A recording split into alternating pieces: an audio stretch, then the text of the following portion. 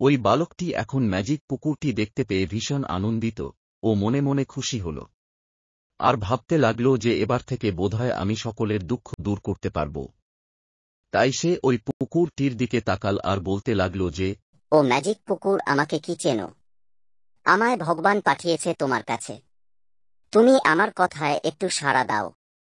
তারপর ম্যাজিক পুকুরের জল নড়তে লাগল ও একটা ঠান্ডা বাতাস বইতে লাগল। হঠাৎ করে ছোট বালকটি ভয়ে ওখানে পড়ে গেল।